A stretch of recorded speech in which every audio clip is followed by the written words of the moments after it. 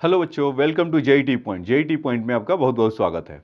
आज हम लोग नया चैप्टर स्टार्ट करेंगे, हीट एंड थर्मल एक्सपेंशन। मतलब एक तरह से कहिए कि थर्मोडायनेमिक्स का स्टार्ट करेंगे। तो उसमें जो फर्स्ट थर्मोडायनेमिक्स में जैसा वर्ड लगा हुआ है थर्मल, तो उसमें जो पहला मन में ख्याल आता है कि कुछ ठंडा या गर्म जैसा कुछ होगा और हीट का फ्लो होगा। तो उसमें 3-4 पार्ट हैं। तो उसमें फर्स्ट पार्ट या मतलब जो आप थर्मोडायनेमिक्स जो स्टार्ट करते हैं, पहले यहीं से स्टार्ट करते हैं, हीट एंड थर्मल एक्सपेंशन से। देखिए, कहीं भी अगर आप हीट का मतलब पहले समझते हैं कि जैसे अभी ठंडा लग रहा है तो इसका क्या मतलब है। हमारे बॉडी से कोई हीट खींच रहा होगा, मतलब एनर्जी वाइज हमारा कम होगा। टेम्परेचर तभी होगा, मतलब कोई आइस है, आप उसको टच करिए तो आइस तो कोल्डर है, मतलब एनर्जी वाइज उसमें कम है, हम एनर्जी वाइज ज़्यादा है, तो हमारा हीट उस पर फ्लो हो रहा है तो हमें कोल्डनेस लगता है। कोई गर्म चीज़ है, उसको अगर टच करिए तो उसमें क्या है कि हम उसके कंपेयर में ठंडे थे और वहाँ से हीट हमें फ्लो करके दिया तो हमें उसे हॉटनेस लगा। तो बेसिकली हीट क्या है कि एक फीलिंग है, सेंसेशन मतलब है कि जो हॉटनेस और कोल्डनेस को हमें बस दिखाता है। ठीक, तो ये इसका मतलब है। लेकिन अगर इसके और उसके अंदर हम जाएं और समझें कि भाई हीट वो क्यों ज़्यादा था, क्यों फ्लो हुआ, तो उसमें एक दूसरा टर्म आएगा फिजिकल क्वांटिटी टेम्परेचर का, कि टेम्परेचर उसका ज़्यादा था इसलिए उसके पास हीट ज़्यादा था, टेम्परेचर कम है इसलिए उसमें हीट कम हो रहा है। मतलब वो डिसाइड करेगा टेम्परेचर कि higher temperature to lower temperature heat will be flow. मतलब कि हीट का फ्लो होना, मतलब ठंडा या गर्म होना, हमें डिसाइड करेगा कि हम मतलब दो ऑब्जेक्ट के बीच का टेम्परेचर क्या है, उससे वो आपका हीट का फ्लो होगा। तो हीट का तो बेसिक डेफिनेशन है रहा। फिर उसके बाद हीट को कहा जाता है कि heat is a transit energy. इसका क्या मतलब है, heat is a transit energy? मतलब कि कोई बोले कि ये बॉडी गर्म है या कोई body that much of heat in the body या हीट ऑफ द बॉडी, ये सब मतलब मीनिंगलेस होता है। इसलिए क्योंकि जो हीट है वो फ्लो करता है हायर टू लोअर। ठीक, तो फ्लो करता है तो बेसिकली वो एनर्जी रहता है, तो वो कभी एक जगह ऐसा नहीं कि उसमें अभी ठंडा है। आप किसी चीज़ को भी देख लीजिए, मान लीजिए कि 50-100 डिग्री सेंटीग्रेड है, ये आपका एक कप ऑफ चाय है जितने भी 40-50-60 डिग्री का, आप उसको ऐसे छोड़ दीजिए तो थोड़ी देर के बाद वो क्या होगा, कूल डाउन होगा। अब आप चाहते हैं कि वो 50 डिग्री या 40 डिग्री वो मेंटेन रहे, तो हमें कुछ एक अलग से कवर करना पड़ेगा या कॉन्स्टेंटली हम उसको हीट देते रहें और उसी रेट से वो हीट वो डिसिपेट करते रहे, तब तो 50 डिग्री सेंटीग्रेड मेंटेन रहेगा। या हम उसको आइसोलेटेड सिस्टम में करते हैं, जैसे थर्मल फ्लास्क जैसा होता है थर्मस उस तरह का, तो आप उसमें डाल देते हैं तो अभी हीट बना रहता है, तो अलग चीज़ है। मतलब आप ऐसा एक करते हैं, अलाउ करते हैं कि हीट को हम जाने ही नहीं देंगे, या मतलब उसी में ट्रैप होकर रहेगा। तब नॉर्मल कंडीशन में मतलब हीट को उसको फ्लो होना ही है, तो इसीलिए हम कहते हैं कि heat is a energy in transit. तो हीट का काम है फ्लो होना, और वो कैसे होगा, टेम्परेचर का डिफरेंस होगा। तो कुल मिलाकर देखा जाए हीट का कहीं ना कहीं रोल है। टेम्परेचर क्या है, तो हम टेम्परेचर को कैसे मेजर करें कि हम जैसे कि मेरा टेम्परेचर ज़्यादा है, उसका टेम्परेचर कम है, तो उसमें तरह तरह के स्केल्स हैं। जैसे आप जो डिग्री सेंटीग्रेड अभी हम जैसे देखते हैं ना, 7 डिग्री, 6 डिग्री, 10 डिग्री, गर्मियों के दिन में 45 डिग्री या 0 डिग्री सेंटीग्रेड, तो एक तो सेल्सियस स्केल है, दूसरा फ़ारेनहाइट स्केल है, और तीसरा आपका केल्विन स्केल है। ज़्यादातर आप अपना भी स्केल बना सकते हैं, अभी इस डिस्कशन के बाद आप अपना भी स्केल बना सकते हैं। तो जनरली आपको पता होगा कि डिग्री सेंटीग्रेड और केल्विन में बचपन में ही पढ़ लिए होंगे कि अगर 10 डिग्री सेंटीग्रेड है तो उसमें 273 ऐड कर दो तो केल्विन के लिए आ जाएगा। ये सब बातें हमने आप अगर देख रखे हों और इन जनरल आप जानते भी होंगे, या अभी जो कोई भी क्वेश्चन अभी पीछे आया होगा उसमें टेम्परेचर का रोल होगा तो हम डायरेक्टली उसको ले लिए होंगे। 273 प्लस 27 कर दो तो 300 केल्विन आ जाएगा। या जब आप केमिस्ट्री में देख रहे होंगे आप स्टैंडर्ड टेम्परेचर प्रेशर पर, तो 0 डिग्री सेंटीग्रेड है तो 273 लेते हैं। तो इस तरह का है। तो मतलब टेम्परेचर से कुछ आप जानते हैं, या थर्मोमीटर उसको कह लेते हैं। तो टेम्परेचर के लिए अगर समझें, हीट तो आपको समझ में आ गया होगा कि हीट क्या है, इन सेंसेशन है और फ्लो ऑफ एनर्जी है। अब उसको मेजर करने के लिए टेम्परेचर, उस स्टेट को मेजर करने के लिए, उसके हॉटनेस और कोल्डनेस को मेजर करने के लिए हम उसको टेम्परेचर में कहेंगे। तो डेफिनेशन की तो मतलब आपको समझ में आ गया होगा, मतलब डेफिनेशन तो कहीं पूछा नहीं जाता है, इंपॉर्टेंट है कि आप अंडरस्टैंडिंग क्या है। हीट फ्लो ऑफ एनर्जी, और उस फ्लो ऑफ एनर्जी जब हो रहा हो, या जो सेंसेशन जो था हमारा हीट का, हॉटनेस और कोल्डनेस का, उसको मेजर करने के लिए, उस स्टेट को मेजर करने के लिए इज कॉल्ड टेम्परेचर। तो temperature can be measure through the various scale. Chapter का नाम पहले लिख लिया जाए, तब यहां से शुरुआत करते हैं। हीट एंड एक्सपेंशन, ऐसा। तो पहले तो हीट के बारे में आरती उतार रहे हैं, एक्सपेंशन उसके बाद देखेंगे। तो हीट में हमने समझा flow of energy,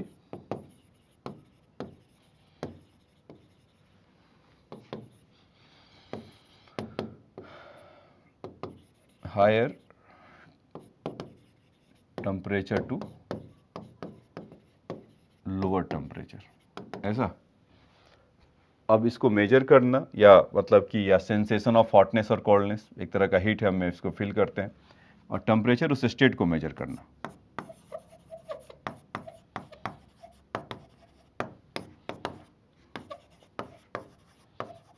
measure the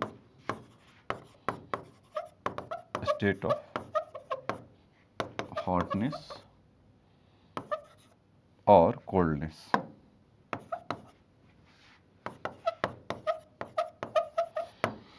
ऐसा। तो अब इस टेम्परेचर को मेजर करने के लिए थर्मोमीटर, और thermometer is basically is a device to measure the temperature. तो हम उसमें स्केल की बात करेंगे।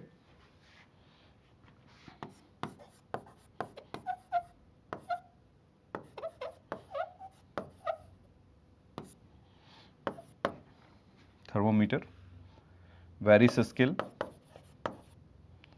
तो इस स्केल में कई सारे हैं, जैसे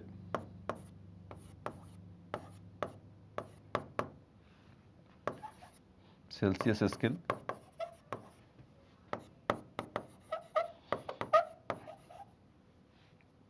फारेनहाइट, और फाइनली आपका केल्विन। तो सेल्सियस स्केल, फारेनहाइट स्केल और केल्विन स्केल। तो इसको हम क्या करते हैं कि ऐसा एक आपको बता देता हूँ कि फारेनहाइट के लिए, सॉरी सेल्सियस के लिए वो डिग्री सेंटीग्रेड में, या ऐसा सेल्सियस, फारेनहाइट एक ऐसा ले लेते हैं, और तीसरा केल्विन एक ऐसा ले लेते हैं। तो होता क्या है बच्चों, इन सबों में रिलेशन अगर देखना हो, जैसे सेल्सियस वाले में आपको पता होगा कि इसका फ्रीजिंग पॉइंट 0 डिग्री, मतलब मार्क अगर आप देखें, और इसका मैक्सिमम मार्क 100। फारेनहाइट में बहुतों को पता होगा, जिनको नहीं पता है तो आप ऐसा याद रखिए, इसमें 32 लोएस्ट होता है और हाईएस्ट उसका 212 होता है। मतलब इसको बॉइलिंग पॉइंट अगर देखना हो तो 212 है और लोअर इसका 32 है। फिर यहाँ पर अगर आप देखेंगे तो 273 है और यहाँ पर 373 है। ये इसका लोएस्ट और हाईएस्ट है। तो कभी भी आपको इन सबों में रिलेशन चाहिए, जैसे मान लीजिए कि ये वाला टेम्परेचर चाहिए आपको, कि TC चाहिए, मतलब कि, और यहाँ से TF चाहिए, या यहाँ से TK चाहिए। तो तरीका क्या होता है कि इन दोनों में रिलेशन करने के लिए, कि जो टेम्परेचर की बात कर रहा है, जैसे TC की बात कर रहा है, उसमें माइनस उसका सबसे लोअर, और इसमें आपको पता होगा कि कितने मार्क होंगे, इसमें 100। इसमें कितने मार्क होंगे बच्चों, 100 माइनस 0, मतलब आप देखिए ना, 1 2 3 4 5 6 7 8 9 99 100। 32 से 212 में उसमें कितने डिवीजन होंगे, 180। ऐसे ही इसमें 100। तो TC माइनस, मतलब इसमें स्केल के लिए 0 अपॉन जो उसको क्या कहते हैं, जितने मार्किंग हो, तो कैसे पता चलेगा, 100 माइनस 0 कर लीजिए, तो 100 माइनस 0, मतलब मान लेते हैं कॉमन टेम्परेचर पर इस तरह का रिलेशन होगा। तो वही टेम्परेचर जो सेंटीग्रेड, मतलब देखो अगर कोई चीज़ कोई गर्म है, जैसे कप हम पिए, जैसे मान लेते हैं कि 10,000 साल पीछे तो नहीं, मतलब गांव में चले जाइए, जो इनको ये सब डिग्री सेंटीग्रेड सब नहीं पता है, पिया, अरे क्या कितना क्या गर्म दे दिया चाय, यही कोई बोलेगा ना जो फिजिक्स नहीं पढ़ा है, या कहेगा कि ये तो बोलेगा नहीं कि 30 डिग्री सेंटीग्रेड पे दे दिया है या 45 डिग्री सेंटीग्रेड पे चाहे गर्म इतना दे दिया है, थोड़ा कम करके दो। तो ये तो हम जानते हैं कि सेंटीग्रेड है और कुछ और टेम्परेचर का वो है, तो जितना गर्म है वो तो गर्म ही रहेगा। आप सेंटीग्रेड में मेजर करेंगे तो मान लीजिए 30 है, फारेनहाइट में कुछ करेंगे तो 45 है, केल्विन में करेंगे तो कुछ और है। वो तो स्केल अलग अलग अपना उसका जिसका डिजाइन है वो आप मेजर करेगा, लेकिन जो जितना उसका हॉटनेस है या कोल्डनेस है उस स्टेट का, वो तो एज इट इज़ है। तो वही चीज़ अगर वही हॉटनेस और कोल्डनेस स्टेट को मेजर कर रहे हैं तो डिग्री सेल्सियस में क्या होगा, फारेनहाइट में क्या होगा। तो फारेनहाइट का और उसमें वो समझ में आया कि कैसे करते हैं, TC माइनस 0 मतलब कि जो लोअर टेम्परेचर है अपॉन 100 मतलब उसका maximum minus lowest, TF minus 32 और उसका सबसे ज़्यादा वाला 212 माइनस 32।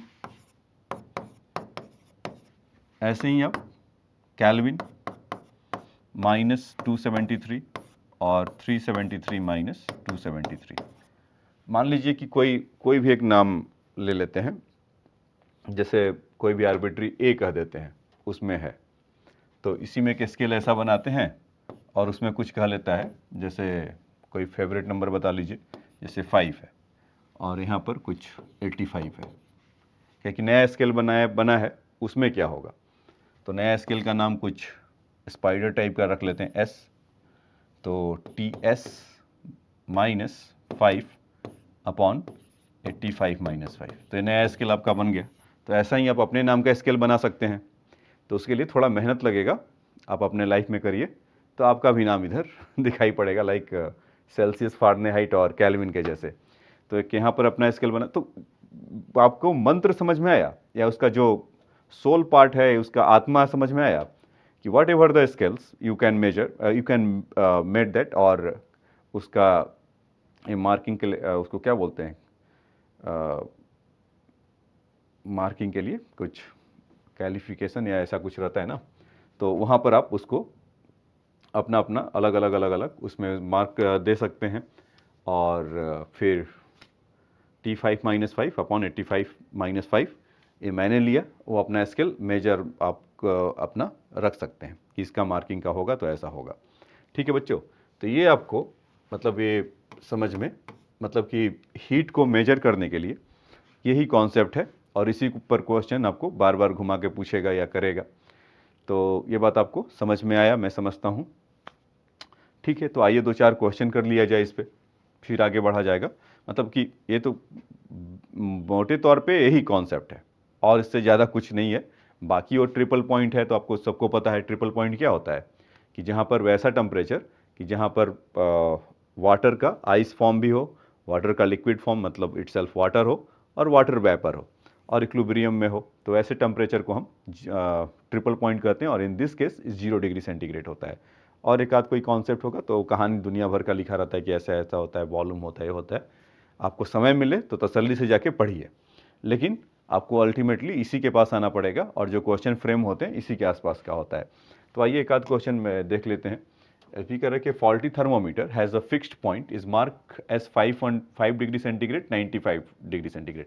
तो फॉल्टी के बजाय मैं ऐसा कर लेता हूँ कि whatever the your name, जैसे कोई भी आपका नाम अपना, जो बहुत सारे स्टूडेंट होंगे तो आप अपना नाम का फॉल्टी के जगह पर अपना कर दीजिए। जैसे मैं संजीत हूँ तो संजीत थर्मोमीटर, या आकाश, मोहन, राजू, कुछ भी आप ऐसा अपना थर्मोमीटर हैज कर लीजिए। उसका फिक्स पॉइंट 5 डिग्री सेंटीग्रेड है, 5 है यहाँ पर लोएस्ट वाला, और 95 डिग्री सेंटीग्रेड है। यही कर रहा है कि temperature of body measure by the faulty thermometer is 59। Find the correct temperature of the body in the Celsius scale.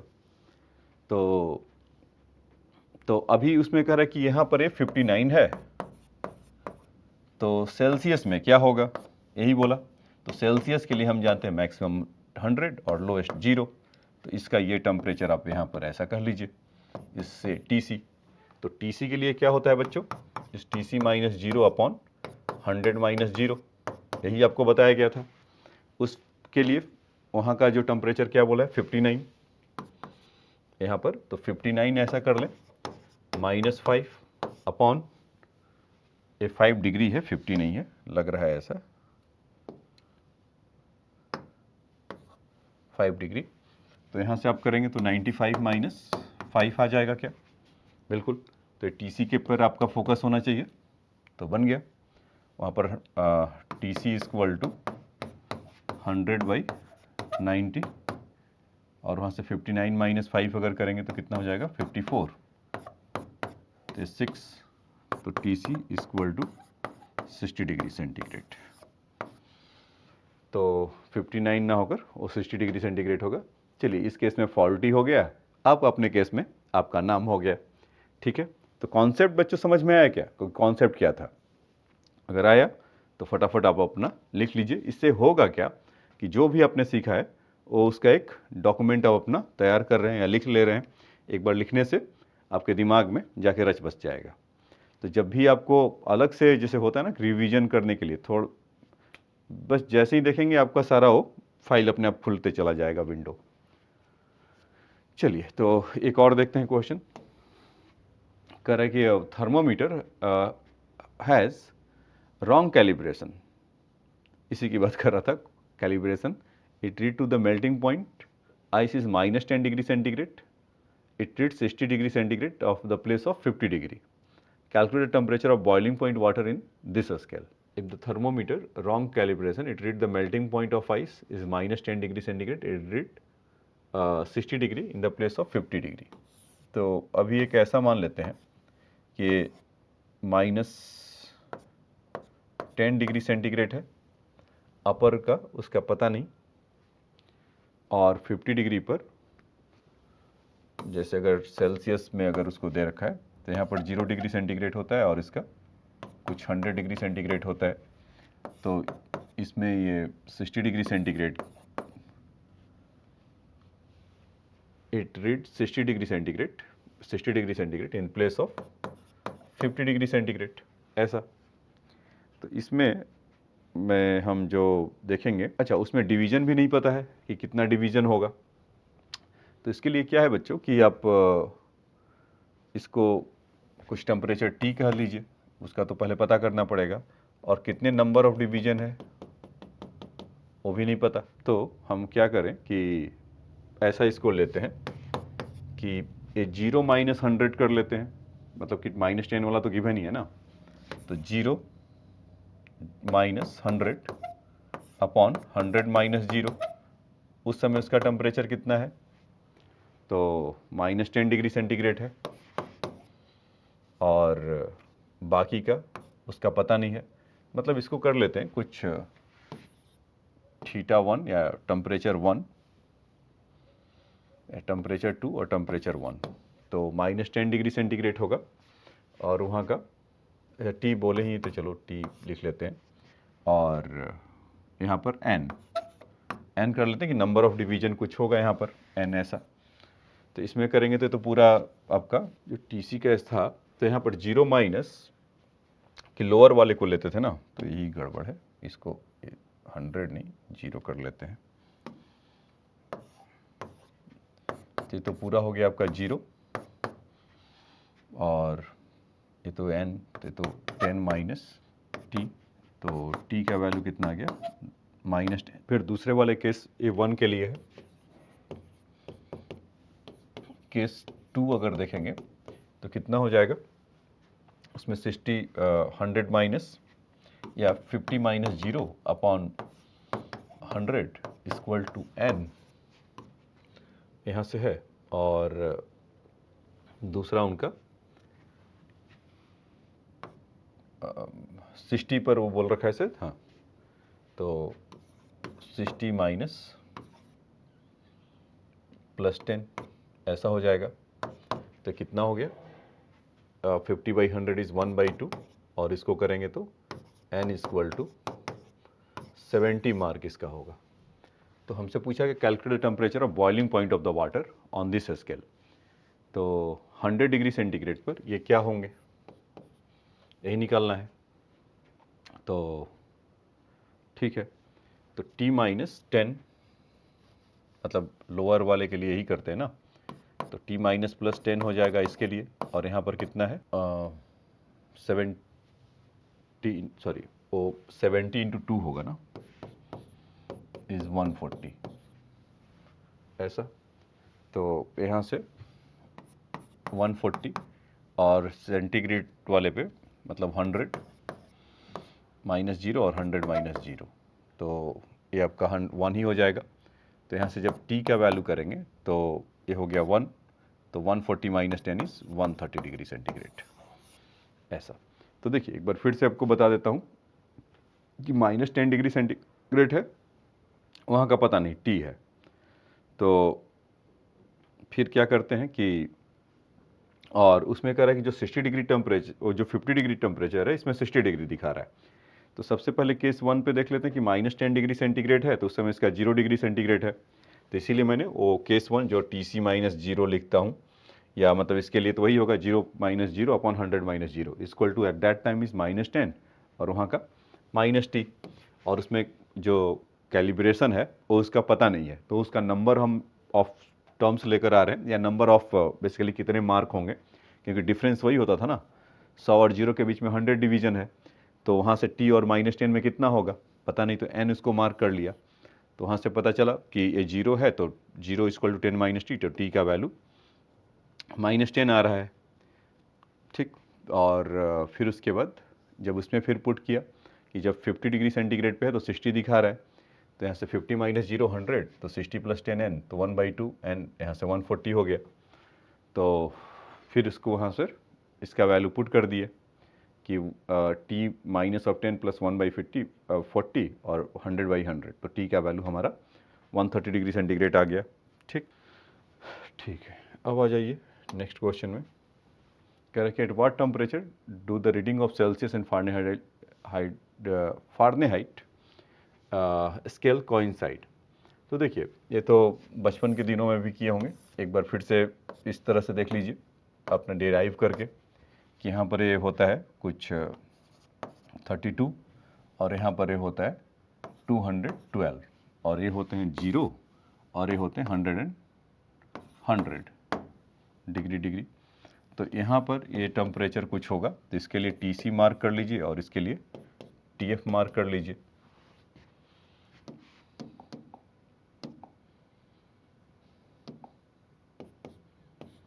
ऐसा TF, तो इसमें अगर अभी जो लिख रहा था equation TC minus 0 over 100 minus 0 equal to यहाँ से TF माइनस 32 ओवर 212 माइनस 32, तो किस स्केल पर दोनों कोइंसाइड करेंगे, तो उसको मान लीजिए TC को और TF को कुछ T टेम्परेचर कॉमन होगा, तो T/100 is equal to T minus 32 180 0 तो यहाँ से कितना हो गया 5 और 9, क्रॉस मल्टीप्लाई करेंगे तो 90 इक्वल टू 5T माइनस 160, इसमें यहाँ से भेजे तो 4T equal to minus 160, T equal to minus 40 degree Celsius पे अगर करेंगे, या 40 डिग्री माइनस 40 डिग्री फारेनहाइट कहिए, तो उस तरह का वो दोनों वहाँ पर सेम होंगे, इसका मतलब यही हुआ। ठीक है, तो अगर उसमें आपको फॉर्मूला बता दिया जाता था कि ऐसे हुआ, अभी आपने उसको पूरा वेरीफाई करके देखा कि ऐसे ही होता है।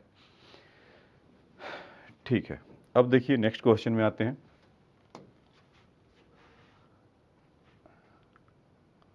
हाँ, ये तो एक्सपेंशन वाला है, ये कुछ 15 के बाद है, बीच में कुछ क्वेश्चन आ गए हैं। हाँ, a faulty thermometer reads the 5 degree centigrade melting ice 5 degree centigrade, और फॉल्टी के वजह ये आपका होगा इस 5 डिग्री सेंटीग्रेड वो मेल्टिंग आइस 0 डिग्री सेंटीग्रेड की बात कर रहा है, और 90 degree centigrade steam, 99 degree centigrade is steam, तो 100 के लिए मार्क होगा। So find the correct temperature in Fahrenheit when the faulty temperature it the 52 degree centigrade. तो फारेनहाइट में चाहिए बच्चों, तो हम अपना यहाँ से निकाल लें ऐसा कि 52 डिग्री सेंटीग्रेड, फॉल्टी वाला 52 कर रहा है। ठीक, तो यहाँ से TC वाले के लिए मिलेगा और यहाँ से आपका ये समझ में आ रहा है ना, ये 5 डिग्री सेंटीग्रेड आपका सबसे उसमें है मेल्टिंग पॉइंट ऑफ आइस, तभी वो करता है। तो ये 0 डिग्री सेंटीग्रेड है और यहाँ पर स्टीम पॉइंट उसका 99 डिग्री सेंटीग्रेड है, TC आपका। और उसमें फॉल्टी में जो कह रहा कि व्हाट इज़ द, यहाँ पर अगर फॉल्टी में 52 डिग्री है तो फारेनहाइट में क्या होगा, और इसके लिए तो आपको पता चल ही गया 32 डिग्री होता है और लोएस्ट, और इसका मैक्सिमम 212 होता है। तो अगर आप इसको लिखे भी यहाँ से तो कितना आ जाएगा। अच्छा, ये TC थोड़ा सा गड़बड़ हो गया, क्योंकि TC तो उसके लिए होगा, इसके लिए तो 52 तो मतलब फॉल्टी पर है ना ये, तो 52 डिग्री होगा और उसमें आप कह सकते हैं TC है।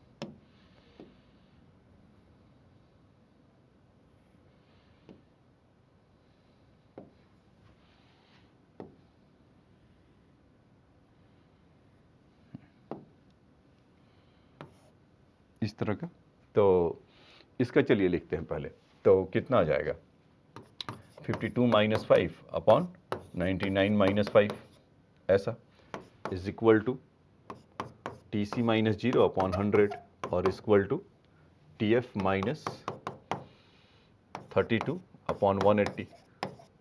तो कहीं से कोई सा भी इन दोनों को क्लब कर दीजिए, तो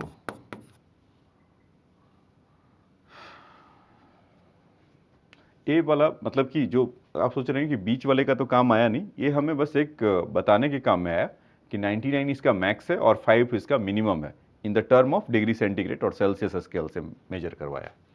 ठीक है, तो अभी इसका 52 माइनस 5 करेंगे तो कितना हो जाएगा, ये आपका 47 और ये हो जाएगा कुछ 94 है ना, और TF माइनस 32 ओवर 180। तो यहाँ से देखेंगे तो ये तो 1/2 ऐसे ही हो गया, इसको इधर भेज दीजिए, 180/2 इज ओवर 90, और यहाँ से TF माइनस 32, तो इसको TF को इधर लेकर आइए तो कितना आ जाएगा 112। तो एट दैट टाइम मतलब कि इस पे जो रीडिंग आएगा यहीं पे मार्क कर लेते हैं कि 122, 12 नहीं 122 फारेनहाइट का होगा। तो इसका 52 डिग्री सेंटीग्रेड फॉल्टी वाले का या आपका इस 122 डिग्री फारेनहाइट ऐसा मिलेगा। ठीक है बच्चों, ये बात आपको समझ में आया होगा बहुत हद तक, या पूरा समझ में आ गया होगा। जिनको पूरा समझ में आया तो मैसेज करके बताइए कि पूरा समझ में आया। ठीक है, अब आते हैं इसके नेक्स्ट पार्ट में।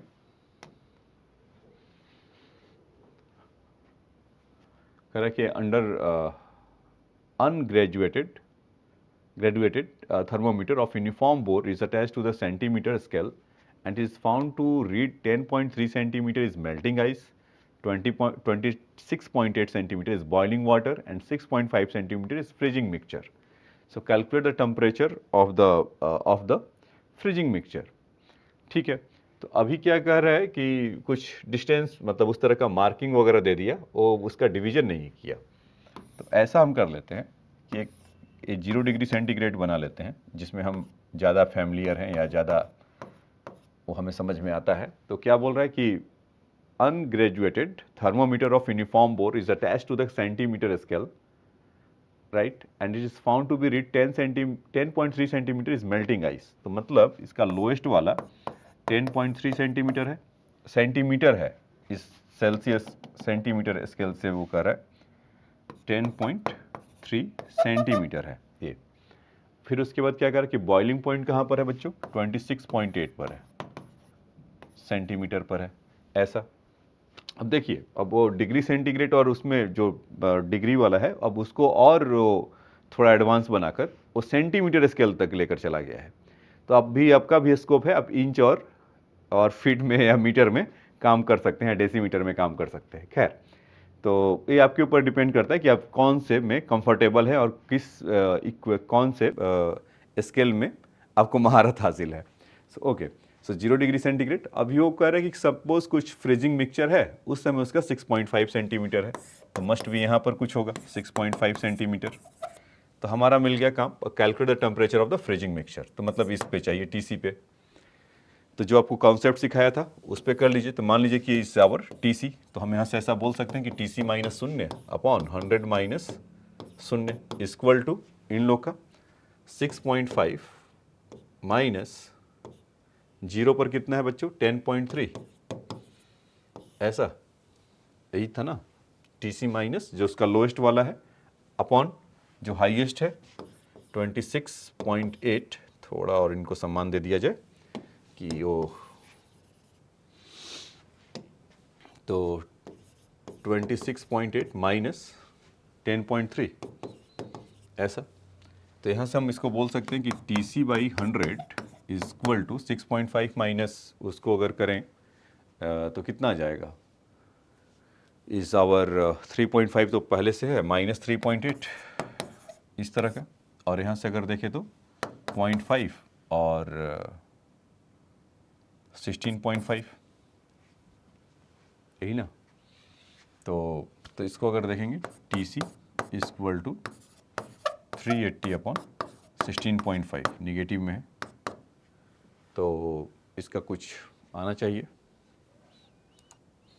ठीक है, तो इसमें आप जो आप करिए तो उसमें कुछ कितना आ जाएगा, माइनस तो रहेगा, और ये कितना हो गया था 380, तो 2 से तो पूरा पूरा जा रहा है कि 33 हो जाएगा, और 5 50, 3 से भी पूरा पूरा जाएगा, तो मान लेते हैं माइनस 23 डिग्री सेंटीग्रेड। उसमें अगर सेल्सियस में अगर आप देखेंगे तो कुछ आपको ऐसा मिलेगा। तो क्या है कि ये इसके तो बीच का है नहीं, तो यही तो इसका फ़ायदा है कि वो TC अपने आप प्लस माइनस कुछ भी होगा, जहाँ पर उसको पहुँचना होगा वहाँ पर आपको दे देगा विदाउट एनी हमें अपना एजम्पशन करने पे। मतलब ऐसा मन में तो ख्याल नहीं आ रहा कि माइनस 23 डिग्री सेंटीग्रेड है तो TC कुछ समवेयर हियर तो होगा। तो कैलकुलेशन, मैथमेटिक्स कैलकुलेशन में तो यही फ़ायदा है कि जहाँ पर वो लैंड करेगा हम उसी को कहेंगे हाँ ये दिस वन, कि वो स्केल मतलब मैथमेटिकली ऐसा वो बना हुआ है कि अपने आप वहाँ पर उसका जितना रीडिंग आएगा वो आपको मिल जाएगा। ठीक है, अब देखिए नेक्स्ट कह रहा कि normal temperature of human body is 98.4 degree Fahrenheit, find temperature on Celsius and absolute scale. तो normal temperature of the human body is 98.4 Fahrenheit है, ये बता रहा है। तो कह रहा कि सेल्सियस में कितना होगा, तो TC है और अभी इसमें 98.4 है, और यहाँ से 212 है, और ये 32 है, और ये 0 है, ये 100 है, ये बार बार ऐसा हम लिख रहे हैं। तो यहाँ से हम बोल सकते हैं कि TC अपॉन 100 मतलब TC माइनस 0 अपॉन 100 माइनस 0। तो ये तो समझ में अब आ गया होगा ना, तो इसीलिए उसको जल्दीबाजी में लिख दे रहे हैं ऐसा। फिर यहाँ से 98.4 माइनस 32 अपॉन 180 0, तो TC इक्वल टू आप चाहें तो 5/9 ऐसा लिख लीजिए, क्योंकि 5 और 9 हो जाएंगे, और इसमें अगर करेंगे तो 0.4 तो 0.4 ही रहा, ये 6 हो गया, और 6 ऐसा हो गया, तो 5 4 जा 22, 6 5 जा 32, 2 6 5 जा 32, 2 अपॉन 9। तो यहाँ से अगर देखेंगे 9 3 जा 27, 9 3 जा 27, oh 9 3 जा 27 इज आवर 552। तो फिर 9 5 जा 9 6 जा तो 36 पॉइंट समथिंग वहाँ पर आएगा। तो इसीलिए हम वहाँ पर आप देखते होंगे 37 डिग्री सेंटीग्रेड के आसपास आता है। तो आप एग्जैक्ट कैलकुलेशन करेंगे तो एग्जैक्ट आपका आंसर भी आ जाएगा, और हम वहाँ से उसको बता सकते हैं। तो ये तो था बच्चों आपका इस तरह के क्वेश्चन में। अब आ जाइए नेक्स्ट क्वेश्चन में देखते हैं। कह रहा कि what is the triple point of the water on Fahrenheit scale. देखिए तो ट्रिपल पॉइंट का कॉन्सेप्ट आ गया ना, तो वो ऐसा पॉइंट जहाँ पर उसका सॉलिड लिक्विड गैस तीनों एग्जिस्ट करे, तो 0 डिग्री सेंटीग्रेड होता है। तो कह रहा है कि 0 डिग्री सेंटीग्रेड का फ़ारेनहाइट पर क्या असर होगा। तो TC is upon 100 equal to F, Fahrenheit को F से डिनोट कर दे रहे हैं, माइनस 32 अपॉन 80। तो TC इज 0, तो पूरा हो गया 0, तो F माइनस 32 अपॉन 180, तो equal to F equal to 32 ये तो वैसे भी आपको स्केल में भी देखेंगे तो 0 पर वो 32 होता है। अब करा कि absolute 0 is the on this scale, तो 0 डिग्री सेंटीग्रेड में पूछ रहा बच्चों केल्विन में कितना होगा, तो कहे कि तो बचपन से सीखा है केल्विन वाले के लिए 273 प्लस जितना भी होता है 0 डिग्री सेंटीग्रेड, तो 273 केल्विन ये आपका यहाँ से निकल कर आ जाएगा। तो ये बस ऐसा दे रहे हैं कि आपको फैमिलियर उससे बन जाए, कि आप कॉन्सेप्ट अपना सीख जाए, उसको अप्लाई करना जान जाइए। फिर नेक्स्ट देखिए, कह रखिए platinum wire has a resistance 10 ohm at 0 degree centigrade, 20 ohm at 273 degree centigrade, find the value of the coefficient of resistance. हाँ, इस तरह का क्वेश्चन एक और देख लीजिए।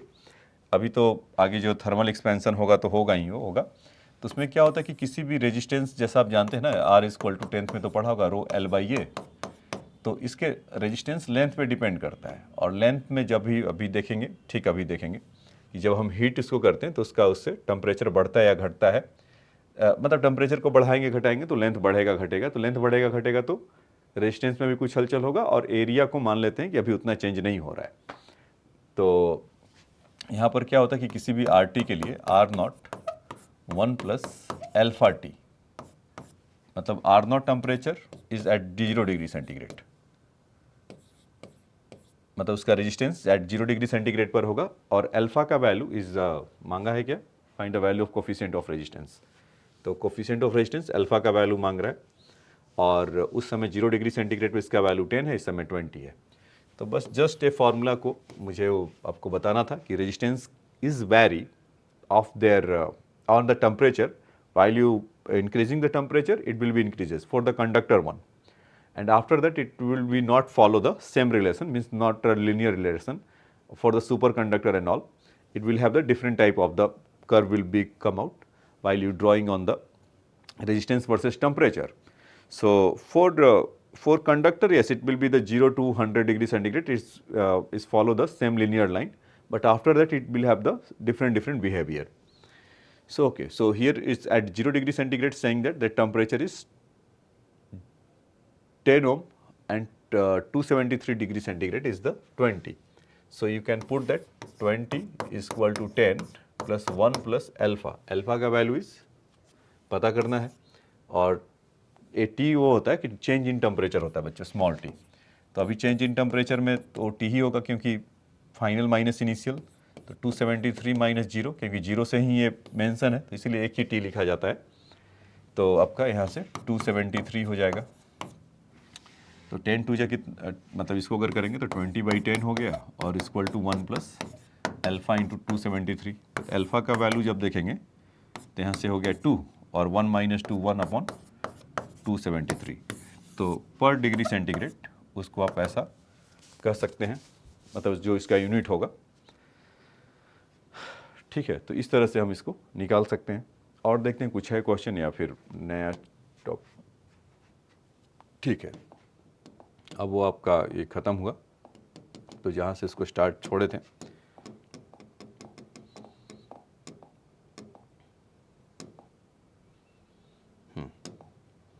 शायद यहाँ से उसको देखे थे। तो अब आ जाइए कि ये तो आपने हीट को कैसे मेजर करते हैं उसके लिए आपने ये देखा था। तो मेरा आपसे वो है कि मेरा आपसे है कि कहना कि बच्चों अब इसके बाद, इस कॉन्सेप्ट के बाद आप आराम से जाइए, आप इस पे जितने भी, जिस कॉन्सेप्ट पे बेस्ड जितने क्वेश्चन होंगे बहुत ही आराम से हो जाएंगे। बस आपको क्वेश्चन पढ़िए और जो कॉन्सेप्ट यहाँ पर सीखा है उसको लगाइए। अगर दिक्कत होता है तब मैसेज करिए, आपको हेल्प आपको मैं करूँगा। अब देखिए, एक तो हीट तो हो गया, हीट को मेजर कैसे करते हैं, मीन्स आपको मतलब स्केल, वेरियस स्केल देखा टेम्परेचर में, केल्विन और सेल्सियस और आपका फारेनहाइट। अब देखते हैं कि जब हीट इसको कहीं भी देते हैं तो हीट का फ्लो अगर हो रहा है तो उसके चलते उसमें एक बात तो तय है कि होगा, मतलब अगर मान लीजिए कि ये वायर रॉड है और इसको हम हीट करें तो इसमें एक्सपेंशन आएगा ना, तो इसको बोलते हैं thermal expansion.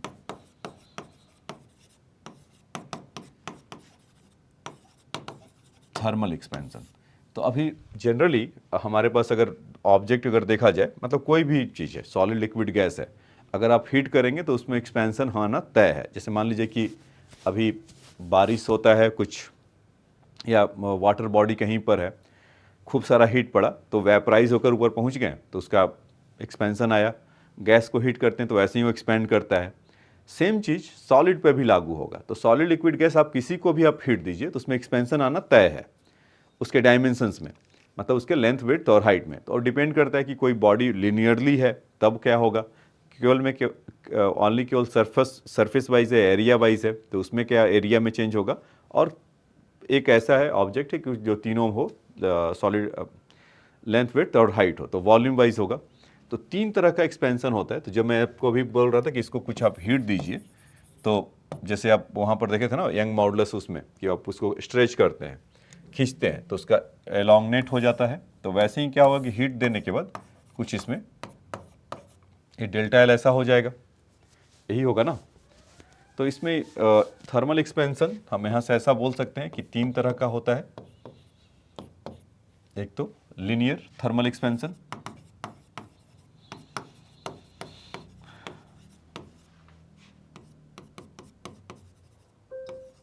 Linear thermal expansion, दूसरा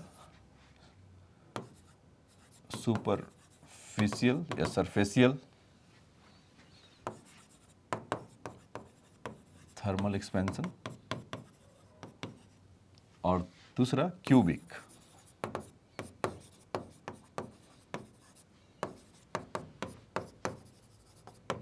थर्मल एक्सपेंशन। तो इसमें क्या होगा कि थर्मल एक्सपेंशन में आप अगर कोई भी रॉड है, अगर इसी से स्टार्ट करते हैं, बाकी तो उसको सिमिलरली उसको बोला जा सकता है। जैसे मान लीजिए रॉड है, तो अभी जैसे मान लीजिए कि दिस साइज अगर एक इस तरह का रॉड है, तो एक तो बात इस पर डिपेंड करेगा, पहली बात कि इसमें हम टेम्परेचर का डिफरेंस क्या दे रहे हैं, अभी मतलब कितना है, और जब हम हीट करके ले जा रहे हैं तब कितना होगा। मान लीजिए कि अभी कुछ 12-13 डिग्री सेंटीग्रेड है, और इसको जब हम हीट कर रहे हैं तो हीट करते करते कुछ 40 या 50 या 90 डिग्री सेंटीग्रेड तक लेके चले गए। तो जितना हीट करेंगे वो उतना अलाउ करेगा कि इसमें एक्सपेंशन कितना होगा। तो वन फैक्टर तो यह है कि इसमें एलोंगनेशन करने का, मतलब ये जो डेल्टा एल का वैल्यू है, मान लेते हैं कि ओरिजिनल लेंथ एल है और एक्सपेंशन होने के बाद एल डैश है, तो delta L is directly proportional to उसमें change in temperature is T2 minus T1, एक चीज।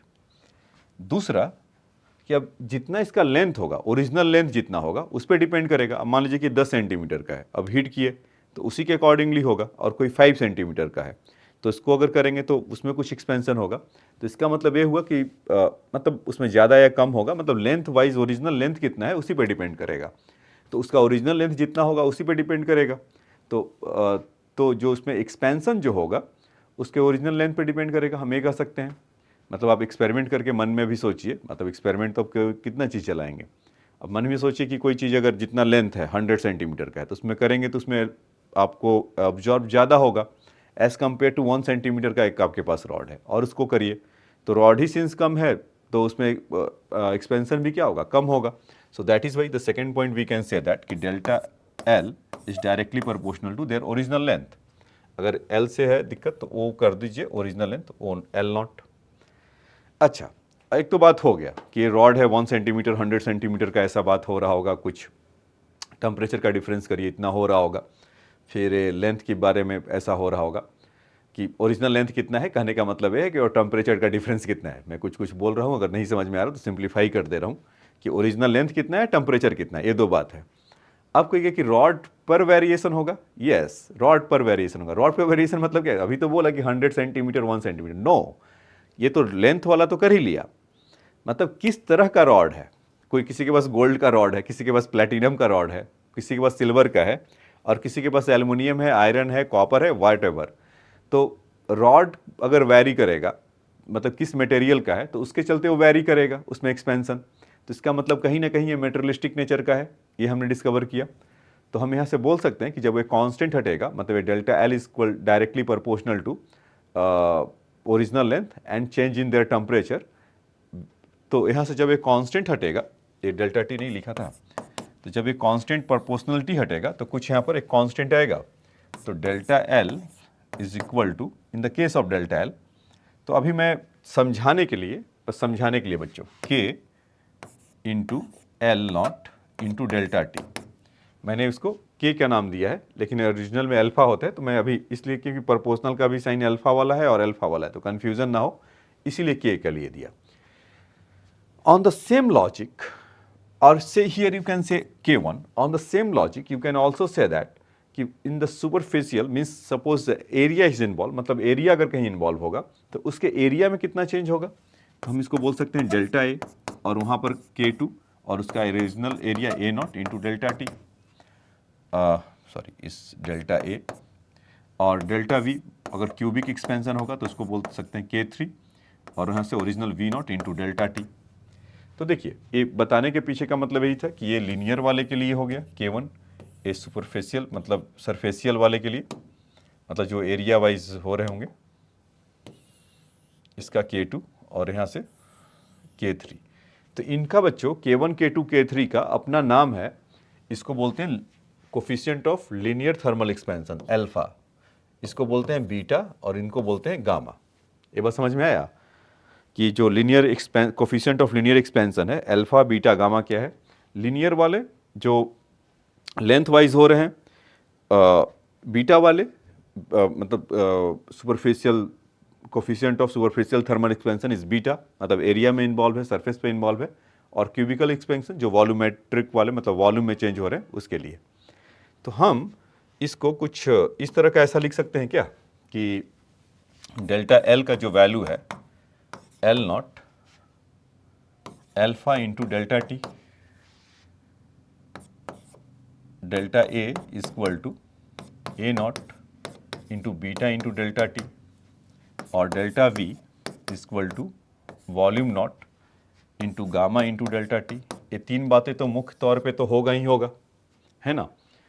अब इसमें क्या हो सकता है कि जो डेल्टा एल है तो हम इसको यहाँ से ऐसा बोल सकते हैं क्या L dash minus L not, क्योंकि वही था एल नॉट रॉड था और उसको जब हीट करने के बाद कुछ एल डैश हो गया था, यही था ना डेल्टा एल, तो उसको डेल्टा एल को L dash minus L naught लिख सकते हैं और equal to L naught into alpha into delta T. तो यहाँ से एल डैश का वैल्यू कितना हो जाएगा L naught plus L not alpha into delta T. तो यहाँ से एल्फा नॉट को कॉमन ले ले 1 plus alpha into delta T, तो हम इसको ऐसे भी बोल सकते हैं जैसे हमें यूज़ करने में सहूलियत हो, लेकिन ये वाला ज़्यादा फैशन में रहता है, मतलब ज़्यादा फैशन में रहता है इससे मतलब क्या है कि इसका ज़्यादा एप्लीकेशन होता है, इसीलिए ज़्यादा फैशन में रहता है। ठीक है, मतलब इसको आप यहाँ से आप सोच सकते हैं कि delta L by L not, ये वाला सोच कर जरा देखिए तो कुछ ख्याल आ रहा है मन में, ये एक्सपेंस चीज़ अल्फा इंटू डेल्टा टी, तो आपको ये स्ट्रेन की याद दिला रहा है, तो यंग मॉडुलस का भी स्कोप है, तो ऐसा क्वेश्चन लिया हूँ यंग मॉडुलस या क्वेश्चन एक कराया होगा वहाँ पर। तो delta L by L naught equal to alpha into delta T, तो आप उसको ऐसा बता सकते हैं, या delta V equal to V naught equal to gamma वगैरह वगैरह, इस तरह का आप उसमें देख सकते हैं। तो सिमिलरली जैसे alpha dash L dash equal to L naught plus 1 alpha delta T हुआ, उसमें आप एरिया फाइनली कितना होगा, तो उसमें original area into 1 plus beta into delta T. तो जेई एडवांस में मेंस में एक क्वेश्चन इस पर रहता है, तो इसीलिए उसको डिटेल में आपको बताया V naught 1 plus gamma into delta T. ठीक है बच्चों, तो ये तो इसमें एक्सपेंशन आया आपका हुआ कि अगर हम कोई भी अगर ऑब्जेक्ट है और उसको अगर हम हिट कर रहे हैं तो उसमें वो तीन तरीके से हो सकते हैं। अगर लेंथ वाइज है तो लेंथ में कितना होगा एक्सपेंशन, सरफेस वाइज है एरिया केवल इन्वॉल्व है तो इसका एरिया कितने से एक्सपेंड करेगा, और तीसरा कि क्यूबिक एक्सपेंशन किसके वॉल्यूम में क्या चेंजेस आएगा। तो उसके लिए तैयार रहिए वॉल्यूमेट्रिक कंस्ट्रेंट या स्ट्रेन, दूसरा कि normal longitudinal strain delta L by L young modulus के लिए क्या होगा।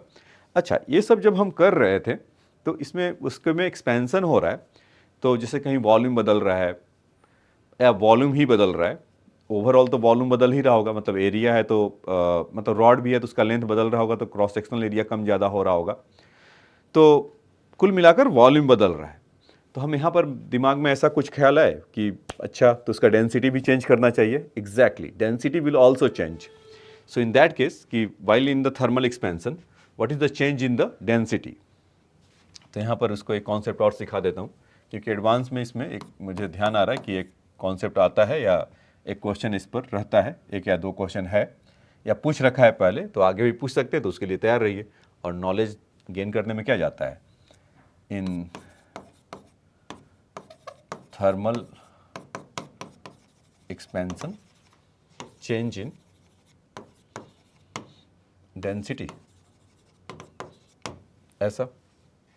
ठीक, तो जैसे हम ऐसा भी जानते हैं कि delta V equal to V not gamma times of delta T, और इसमें हमने ये देखा था कि V dash equal to V naught 1 plus gamma into delta T. तो इसी को अगर हम मास से डिवाइड कर दे बच्चों, density equal to mass by volume, या 1 बाई वी डैश ऐसा बोला जा सकता है क्या? ये भी तो बोला जा सकता है,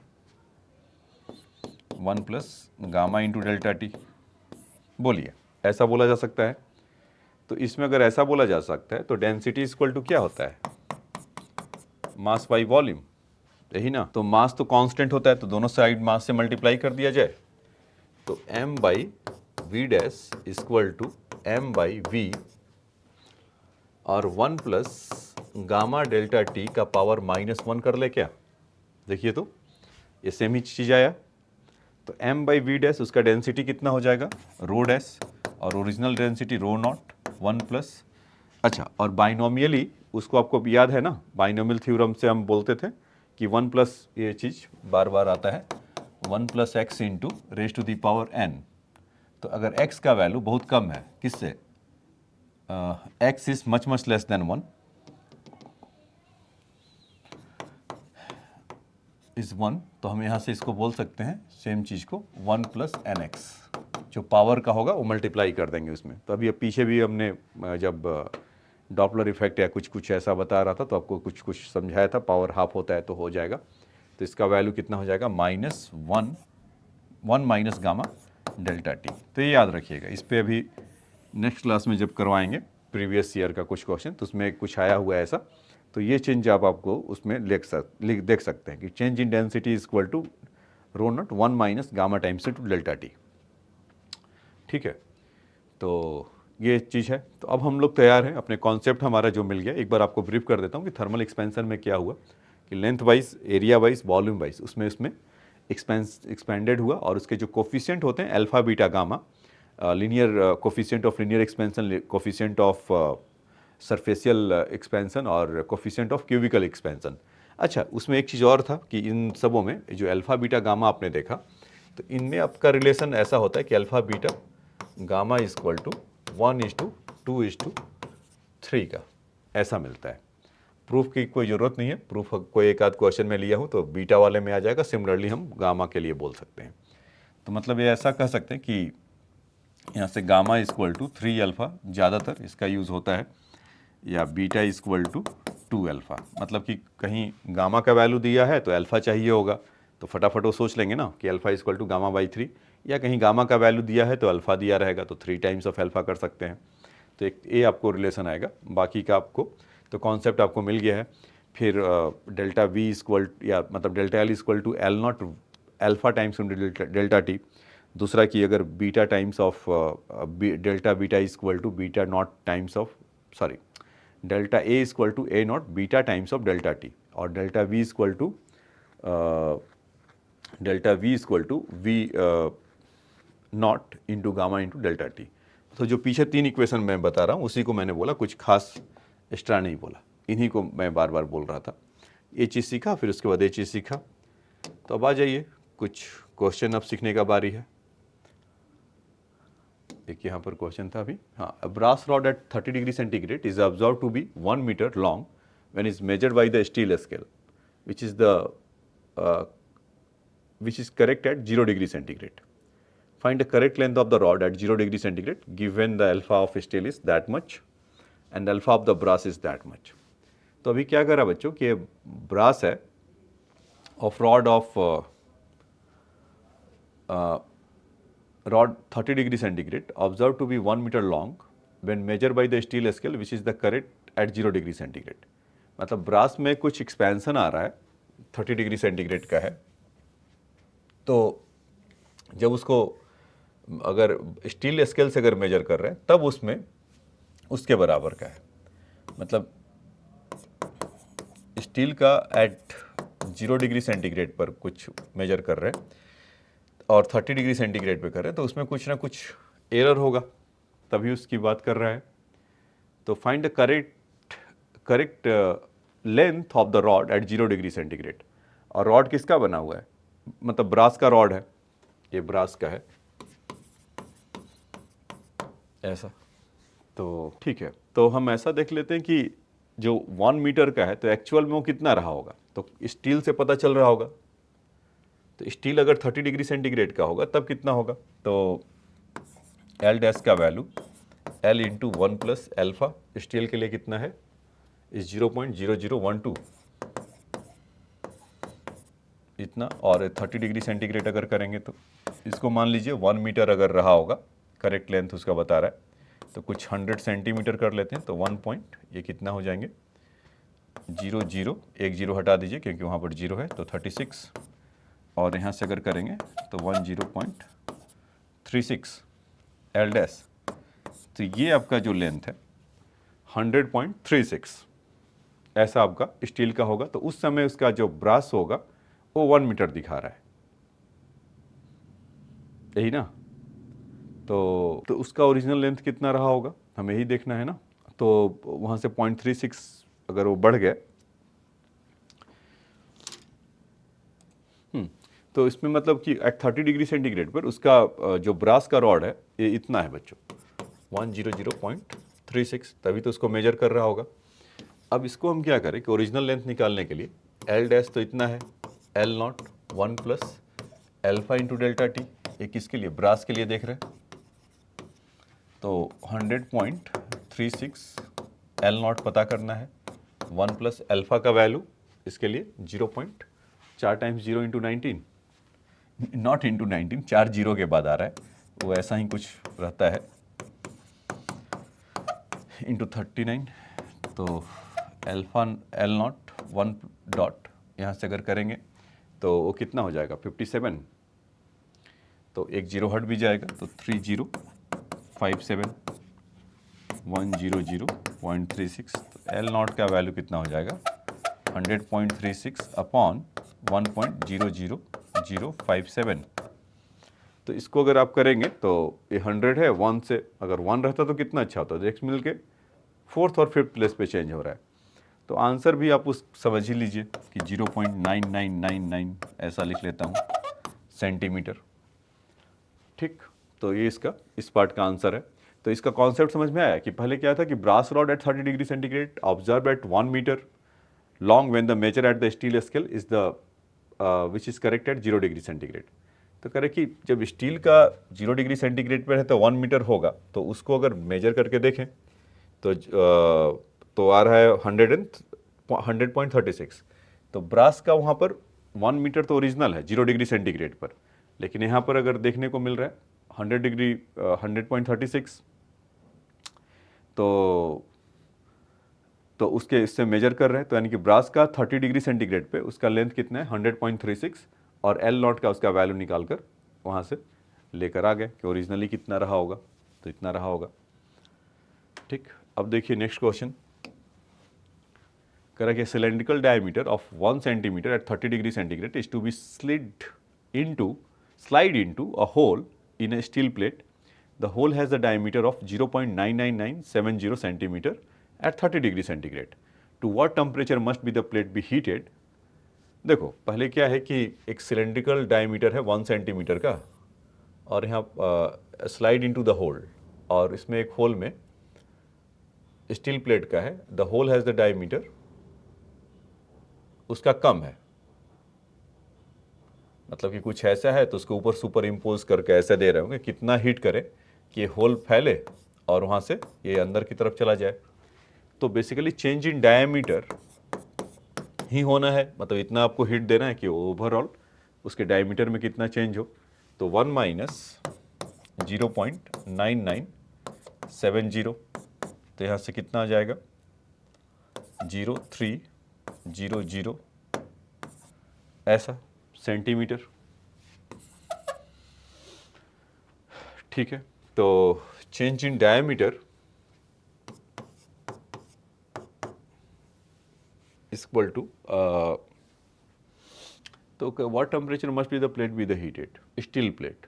A cylinder of diameter of इतना is to be slide down into hole of the steel plate तो होल डायमीटर इज 0.997, ठीक है। तो उसको 30 डिग्री सेंटीग्रेड पे 1 है, तो 1 ले लेते हैं, और अल्फ़ा का वैल्यू 1.1 इंटू 10⁻⁻5, ये ऐसा हो रहा है L not alpha into delta T, या डायमीटर ओरिजिनल कितना है, और change in temperature delta T निकालना है, या कितना हो जाएगा। तो इसमें अगर देखेंगे तो 0.0030 upon 1.1 into 10⁻⁻5 equal to delta T. तो इसको जब हम करेंगे तो कितना आ जाएगा, 30 अपॉन 1.1, तो इसका वैल्यू हो जाएगा 27.27 डिग्री सेंटीग्रेड। तो change in temperature T2 minus T1 equal to 27.27, तो T2 इक्वल टू कितना हो जाएगा, T1 कितना है 30 डिग्री सेंटीग्रेड, तो 30 प्लस 27.27, तो यहाँ से आ जाएगा कुछ 57 डिग्री सेंटीग्रेड ऑलमोस्ट। तो यानी आप 57 डिग्री सेंटीग्रेड तक करेंगे तो वो जो होल और उसका जो स्लाइड स्टील प्लेट है वो प्रॉपर जाकर उसमें फिट हो जाएगा, ठीक है। अब आ जाइए नेक्स्ट क्वेश्चन में चलते हैं। कह रहा है कि what should be the length of the steel and copper rod at 0 degree centigrade, that length of the steel rod is the 5 centimetre longer than the copper at the all temperature. देखिए, तो ये मज़ेदार question है, ये previous year का होगा भी। What should be the length of the steel and copper rod at 0 degree centigrade, that the length of the steel rod, steel का जो रॉड है is 5 centimetre is longer than the copper.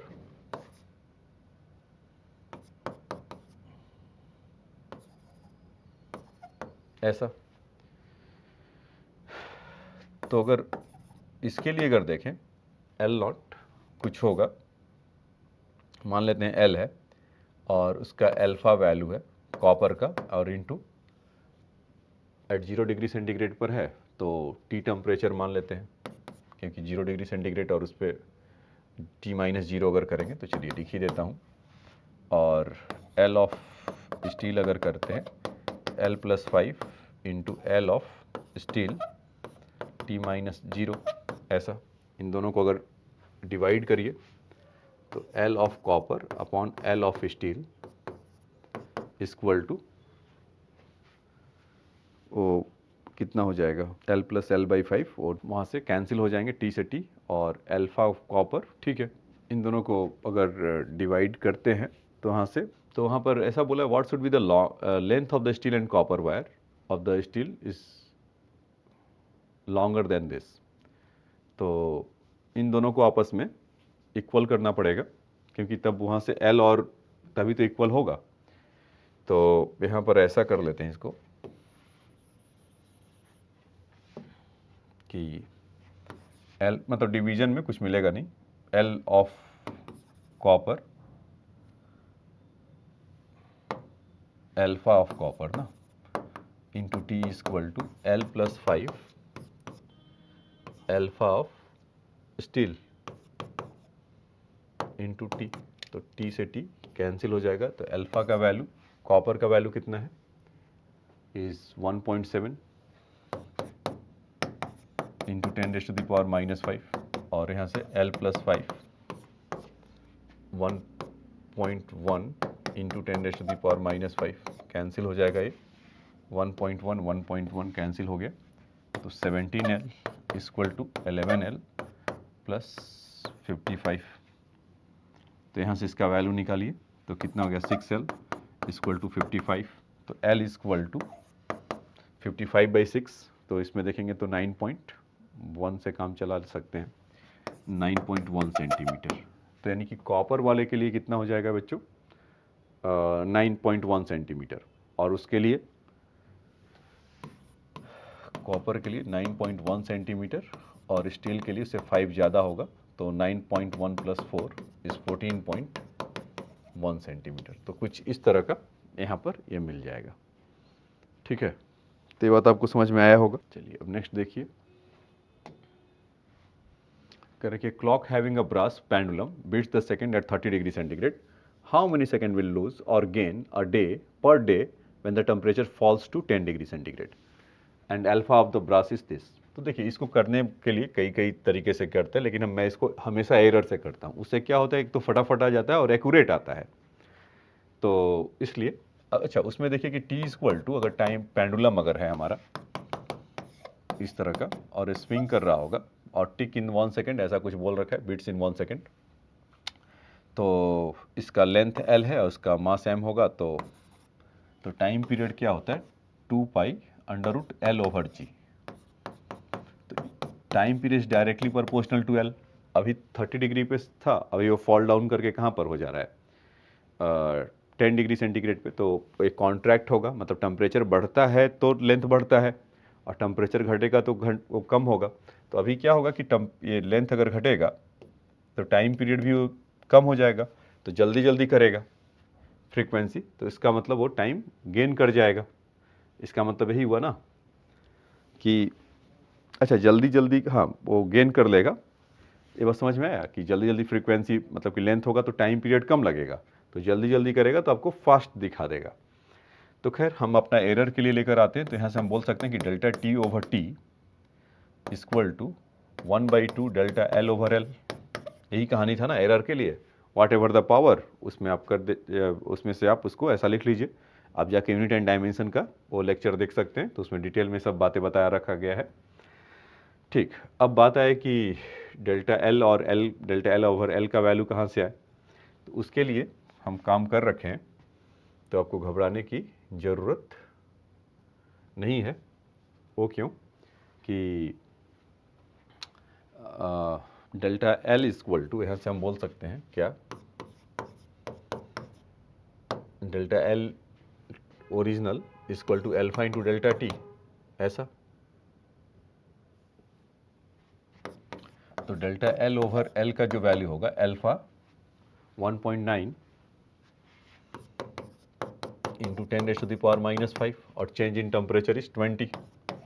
तो आप यहाँ से कह सकते हैं ना कि 3.8 इंटू 10⁻⁻4। ठीक, तो और इसमें अगर 100 का मल्टीप्लाई कर लीजिए, लेकिन ज़रूरत नहीं है क्योंकि वो तो फिर से वापस आपको उतना मिलेगा ही मिलेगा। हमें चाहिए कि उसमें टाइम पीरियड में कितना आएगा ना, तो हमें डेल्टा एल का रेडीमेड वैल्यू मिल जा रहा, तो उसमें आपको क्या दिक्कत है, कोई दिक्कत नहीं है आप कहेंगे। तो ठीक है, ये टी टेम्परेचर नहीं है बच्चों, टाइम पीरियड है, लिख देता हूँ यहाँ पर।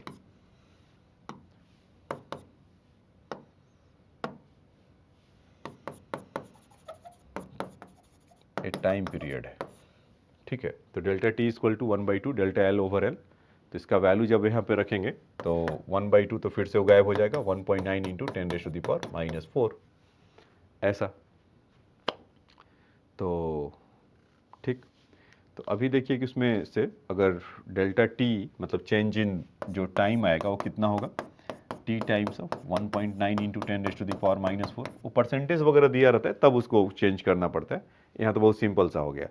1 घंटे में कितने सेकंड, पढ़ाई करते होंगे तो आपको याद होगा, सेकंड वाइज में पढ़ते हैं ना, 10 सेकंड पढ़ लिया, फिर 20 सेकंड बाद में पढ़ूंगा, या 30 सेकंड अभी वीडियो देखा। 1 घंटे में 3600 सेकंड होता है, तो एक दिन में कितना होगा, 24 से मल्टीप्लाई करेंगे तो 86,400 होगा। तो उसमें अगर एक दिन के लिए पूछा था तो इसको मल्टीप्लाई विथ 1.9 इंटू 10⁻⁻4 और 86,400, तो 2 जीरो तो अभी गया तो -2 हो गया। फिर यहाँ से 2 यहाँ पर एक ऐसा लगा दीजिए तो 10⁻⁻4 पूरा निकल जाएगा।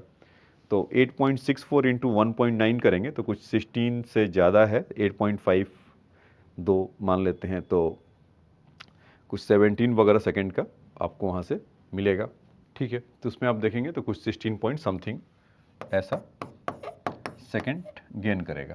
तो यहाँ पर टाइम लेंथ उसका कम हो रहा है, तो टाइम उसको कम लगेगा, तो जल्दी फ्रीक्वेंट करेगा तो आगे वो गेन कर लेगा, मतलब टाइम आपको बढ़ा कर दिखाएगा। अगर कम आता तो उसको कहते हैं लूज कर जाता है या टाइम लॉस्ट हो जाता है। ठीक है, अब नेक्स्ट क्वेश्चन देखिए, कह रहा है steel wire is 2 millimetre in diameter is stretch between the 2 clamp. तो क्लैंप लगा लेते हैं, 2 मिलीमीटर का है, अच्छा डायमीटर है इस तरह का तब है, when the temperature is 40 degree centigrade, calculate the tension in the wire when the temperature falls to 30 degree centigrade. तो अल्फा का वैल्यू इतना है और गामा ऑफ द स्टील देखिए 8। अच्छा, यंग मॉडुलस है बच्चों, ये डाइन पर सेंटीमीटर स्क्वायर सीजीएस सिस्टम में डाल दिया है। चलिए कोई बात नहीं। तो हम क्या करते हैं कि temperature is fall to 40 degree centigrade है, तो डेल्टा एल तो 2 मिलीमीटर उसका डायमीटर है, तो ओरिजिनल तो वही होगा। तो इसको हम डायमीटर है तो उसके लेंथ में कितना हो जाएगा 0.1। अच्छा, उसका तो कुछ और होगा, तो इसका ओरिजिनल लेंथ नहीं की मैंने, मतलब उसमें खाली डायमीटर स्टील वायर है और उसका डायमीटर, तो लेंथ मान लेते हैं L नॉट होगा। अल्फा का वैल्यू है 1.1 into 10⁻⁻⁻6 into temperature is fall down to 40 to 30, तो T2 - 30 ऐसा। तो इसमें डेल्टा L ओवर L का रेडीमेड वैल्यू कितना आ जाएगा 1.1 इंटू 10⁻⁻⁵, क्योंकि इसका कोई यूनिट होता नहीं है, वॉल्यूमेट्रिक स्ट्रेन आ गया। तो कह रहा है कि what is the calculate the tension in the wire. तो basically Young modulus equal to stress by strain होता था, force by area upon delta L over L। तो फोर्स को वहाँ से आप पाएंगे Young modulus into delta L over L into area, ऐसा। तो सब कुछ आपके आंखें को सामने है, बस वो दे दिया डाइन में, तो इसीलिए हमें डाइन में जाना पड़ रहा है। तो F इक्वल टू आंसर भी आपका डाइन में आएगा, तो 21 इंटू 10⁻11 यंग मॉडुलस। इनका तो कोई यूनिट है नहीं, किनका, डेल्टा L बाई L का। इसका रेडीमेड वैल्यू मिल गया स्ट्रेन का, जिसकी बात कर रहा था मैं पहले। तो 1.1 इंटू 10⁻⁻5 और एरिया पाई आर स्क्वायर। तो रेडियस कितना हो जाएगा, डायमीटर है 2 मिलीमीटर, तो रेडियस हो जाएगा 1 मिलीमीटर। तो 1 मिलीमीटर को अगर सेंटीमीटर में करें तो 0.1 मीटर हो जाएगा, 0.1 सेंटीमीटर हो जाएगा। तो 0.1 का अगर करेंगे स्क्वायर तो 10⁻⁻2, तो whole thing in the dine. अब रहा बात कैलकुलेट करने का, तो -5 -2 तो -7 10⁻4 यहाँ से बचेगा, है ना। और 21 इंटू 1 तो ये कितना हो जाएंगे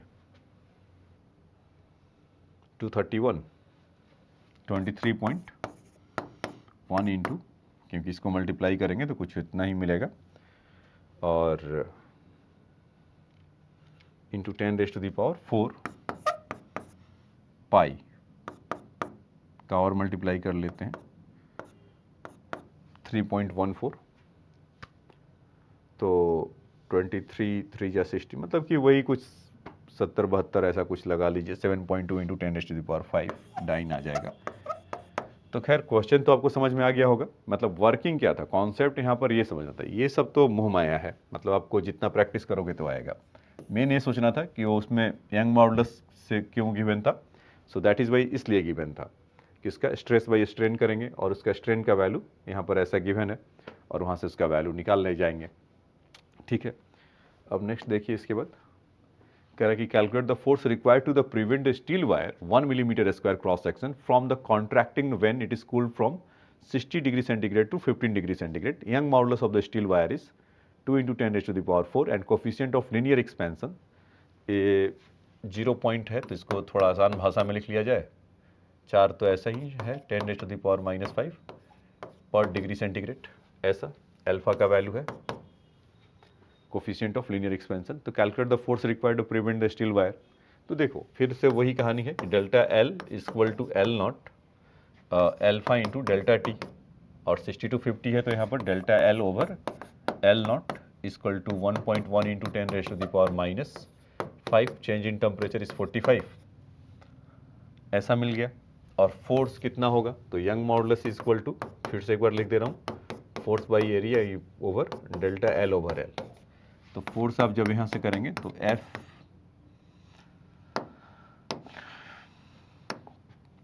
young modulus into delta L over L into area, ऐसा। तो यंग मॉडुलस का वैल्यू इस बार M के सिस्टम में तो 2 इंटू 10⁻11,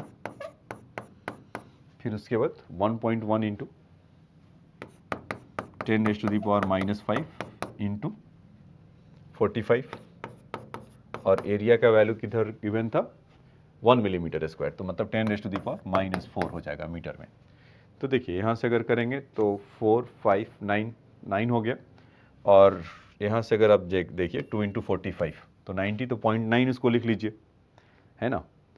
तो ये पूरा ये आपका निकल जाएगा क्या 10⁻11 वाला। हाँ, एक गड़बड़ी ये है कि जब वहाँ पर हमने किया उसको 1 मिलीमीटर स्क्वायर, तो एम के सिस्टम में करेंगे तो -6 होना चाहिए ना, स्टील वायर का क्रॉस सेक्शन एरिया -6 होगा। तो -6 -5 -11, अच्छा तो 11 तो चला गया, तो हमें फिर कुछ करने की ज़रूरत नहीं पड़ा, तो इसके सब काट दिए सर अभी। तो नहीं, -6 था, -5 था, -11 था, तो 45 × 2 ये बच जाएंगे दोनों। तो कितना हो गया 90 × 0.11, 90 × 1.1, तो 99 न्यूटन ऐसा मिलेगा आपको। तो समझ में आया क्या? Question number 9 99 Newton.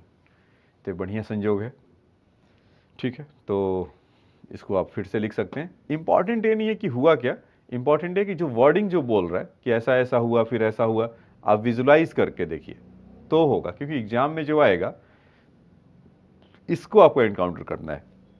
आंसर तो रहेगा नहीं कि अच्छा ठीक है आपको आंसर पता है, इस क्वेश्चन का आंसर भी यही कॉन्सेप्ट लगेगा कि जो प्रिवेंट कर मतलब कि स्टील वायर है उस पर एक्सपैंड करेगा तो कितना फोर्स लगाएं कि कॉन्ट्रैक्ट को वो प्रिवेंट करे, ठीक है। तो वो ज़्यादा इंपॉर्टेंट है। रिकॉर्डिंग है ना, ठीक है। तो ये बात समझ में आया बच्चों। अब आ जाइए नेक्स्ट क्वेश्चन में चलते हैं। कह रहा है कि design of some physical apparatus are required to there be the constant difference in a length at the any temperature between the iron and copper cylinder lid side by side. What should be the length of the cylinder at 0 degree centigrade of the difference in the length to be 10 centimeter at the all temperature. तो given that alpha value is that कह रहा कि मतलब कि ये कह रहा कि design of the some physical apparatus of required that there be the constant difference of the length of any temperature between the iron and copper. तो length of iron minus length of copper is equal to 10 centimeter, ये fix रहे। So what should be the length of the cylinder at 0 degree centigrade for the difference in the length to be 10 centimeter at all temperature, given that alpha value is that, ठीक है। तो क्या कहना चाह रहा है कि द डिजाइन ऑफ द सम मतलब इस तरह का कि what should be the length of the cylinder eight 0 degree centigrade for the difference length of the all temperature. तो मतलब कहने का क्या है, तो फिर डैश नहीं, फिर आप इसको ओरिजिनल ले लीजिए, ओरिजिनल ले लीजिए इसको ऐसा, और नेमली इसको 1 और 2 भी कह सकते हैं। तो क्या करें कि अभी भी है जितना L1 और L2 मतलब ओरिजिनल लेंथ जो उनका डिफरेंस होगा 10 सेंटीमीटर। फिर वो क्या कह रहे हैं कि जब किसी भी टेम्परेचर पे हो तब भी उनका डिफरेंस उतना मेंटेन रहे 10 सेंटीमीटर, मतलब L1 into 1 plus alpha 1 into delta T किसी भी टेम्परेचर के लिए,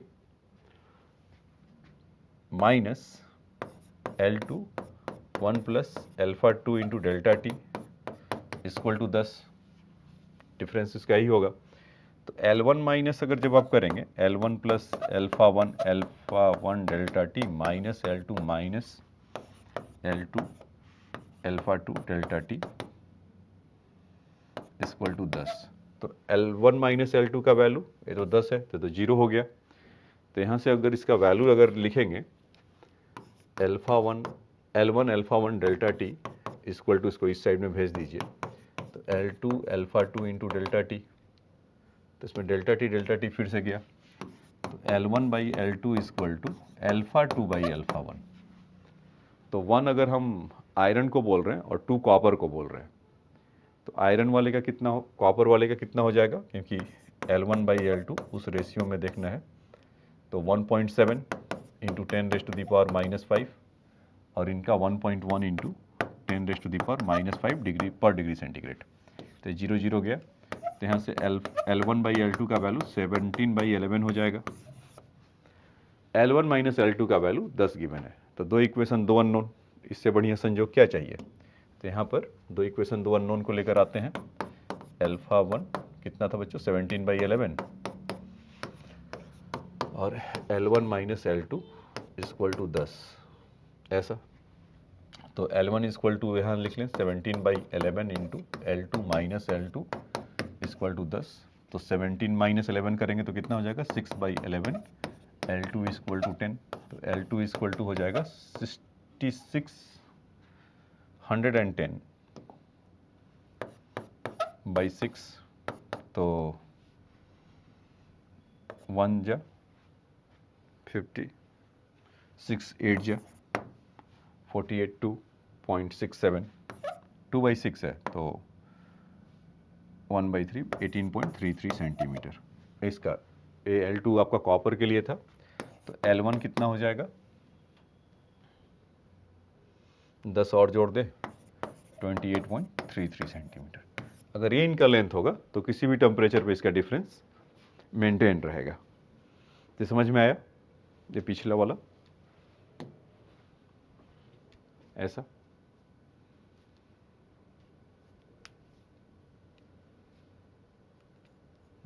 अब आ जाइए नेक्स्ट में चलते हैं। Correct, an iron sphere has the radius 10 centimeter at the temperature of 0 degree centigrade. Calculate the change in the volume of the sphere if the heated to the 100 degree centigrade.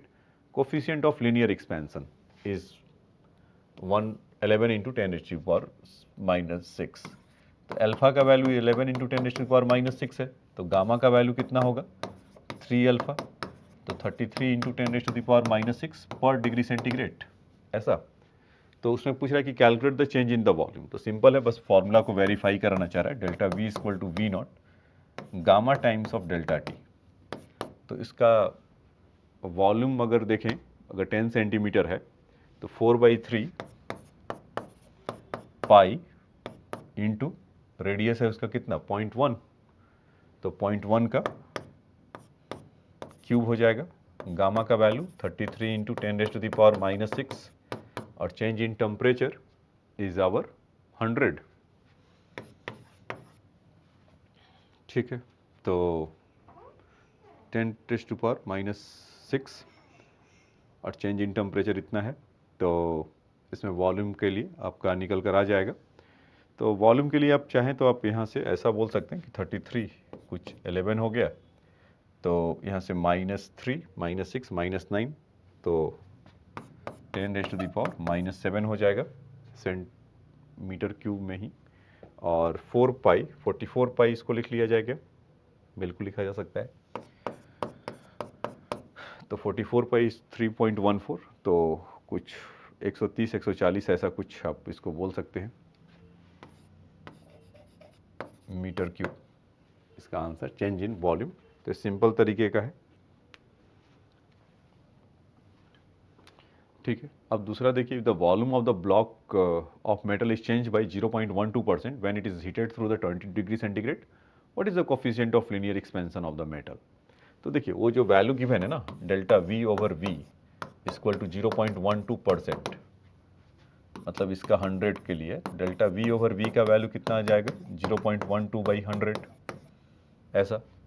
और coefficient of linear expansion, तो gamma का value निकालेंगे फिर alpha करेंगे, या direct एक line में भी आप ऐसे लिख सकते हैं कि वी नॉट या वी है और गामा होना चाहिए था, मतलब गामा इंटू डेल्टा टी होना चाहिए था। तो इसको हम ऐसा लिख सकते हैं क्या, delta V equal to V into gamma के जगह पे 3 अल्फा इंटू डेल्टा टी। तो delta V over V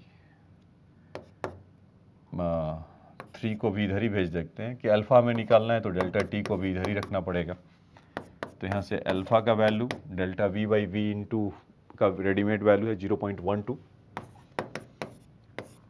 3 into 100 और change in temperature delta T 20 degree centigrade heated through, तब उतना उसमें हो रहा है। मतलब कुछ भी हो सकता है, 57 टू 77 या 45 टू 65, डिफरेंस केवल 20 है। तो इतना हो गया। तो यहाँ से कितना हो गया 0.04, तो 4 इंटू या यहाँ से 1000 कह लीजिए तो 0.02 अपॉन 1000, तो 2 इंटू 10⁻⁻5 पर डिग्री सेंटीग्रेड। तो ये निकल कर आया। ये बात समझ में आया क्या? ठीक है। नेक्स्ट देखिए, कह रहा है कि density rho, mass m and volume v related to the rho is equal to m by v, prove that gamma is equal to 1 by p dp बाई dt। तो देखिए डेंसिटी इक्वल टू क्या होता है, मास बाई वॉल्यूम, ऐसा। तो rho is equal to m by v कर सकते हैं क्या? तो यहाँ से अगर d rho by D t लेकर आना है तो इसको हम डी टी कह लें टेम्परेचर के लिए। मास कांस्टेंट है m, वी स्क्वायर का डिफ्रेंसिएशन माइनस 1 बाई वी का डिफ्रेंसिएशन पता है ना, V raise to the power -1, power को आगे करते हैं और पावर में से घटा देते हैं तो -1 ओवर वी स्क्वायर हो जाता है, ये ऐसा। और v का अपना dv बाई dt ऐसा मिल जाएगा। तो इसको अगर रीराइट करके लिखा जाए, d rho by D T equal to m into V into -1 by V into dv by dt, ऐसा। तो m by V become our rho, तो इसको तो ऐसे लिख ले rho. D rho by D t हमें तो चाहिए, वो ऐसा है ही है, और वो पी नहीं है बच्चों, रो है, ठीक है। और यहाँ से अगर आप देखेंगे कि माइनस को अगर एक साथ क्लब कर ले तो D V by V into D T, तो अभी आपने देखा था कि गामा का जो मतलब कि जो वॉल्यूम, अगर इसको ऐसा भी लिखे d V equal to V, oh दोनों तो अगर डी वी लिख दिया,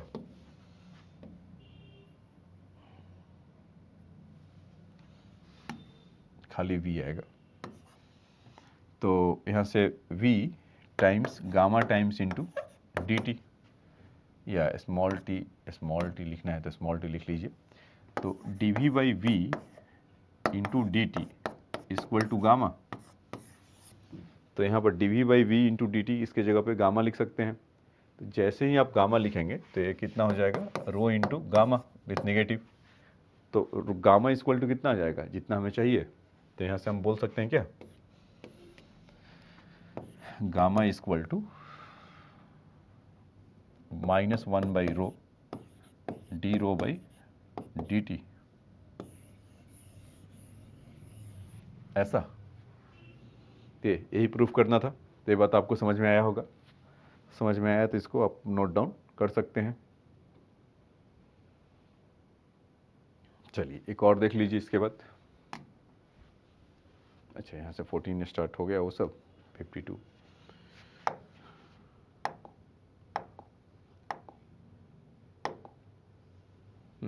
So that the coefficient of the area expansion of delta A over A in divided by delta T of rectangular sheet of the solid is twice the linear expansion। मतलब बच्चों कुछ ऐसा कर रहा है कि जो बीटा इक्वल टू 2 अल्फा मैंने बोला था ना, या अल्फा बीटा गामा का जो वैल्यू होता था 1:2:3, तो कुछ उसी फॉर्मेट में भी है। तो हम इसको ऐसा बोल सकते हैं कि मान लीजिए कि क्रॉस इसका रेक्टेंगल है, या सेफ है क्या, है तो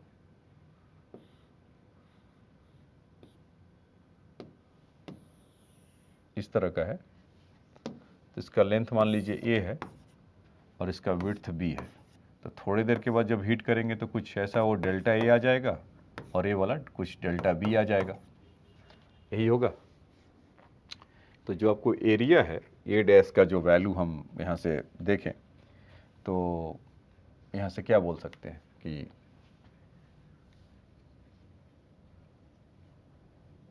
चेंज इन एरिया कह लीजिए, या सिंपल यहाँ से ऐसा कर लेते हैं कि ए का जो फॉर्मूला होगा, तो ए इंटू बी ऐसा करते हैं। तो डेल्टा ए इक्वल टू यहाँ से ए टाइम्स ऑफ, या delta A times of B plus delta B times of A, और यहाँ से डेल्टा ए डेल्टा बी, ऐसा होगा, यही कुछ होगा।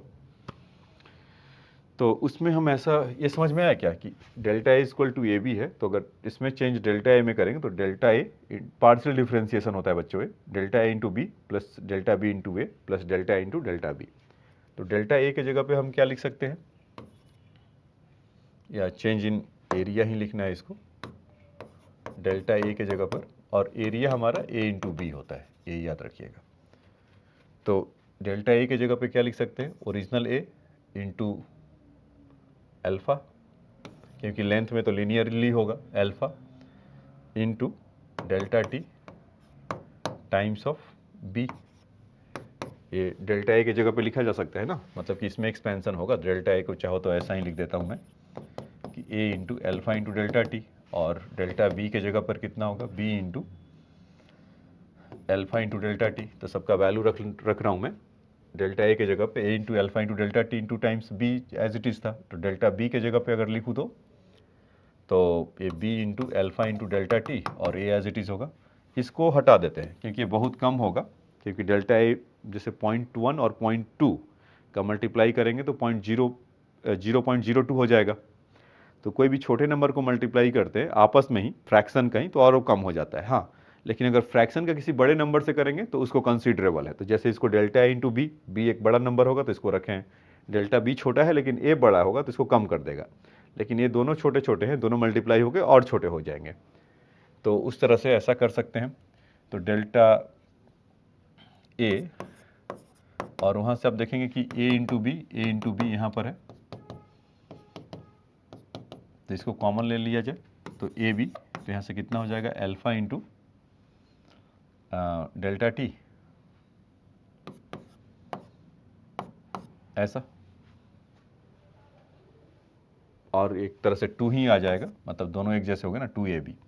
तो वही मैं बोल रहा था कि delta A is equal to, A B को आप लिख सकते हैं एरिया ए, जो ओरिजिनल ए था, और यहाँ पर 2 अल्फ़ा इंटू डेल्टा टी। और वैसे याद करिए आप कि इसको कंपेयर कर दे, delta A is equal to A original times of beta into delta T. तो ये दोनों आपस में इक्वेट कर रहे हैं ना, beta is equal to 2 alpha. तो हम इसको यहाँ से प्रूफ ऐसा कह सकते हैं कि हाँ, हो गया प्रूफ।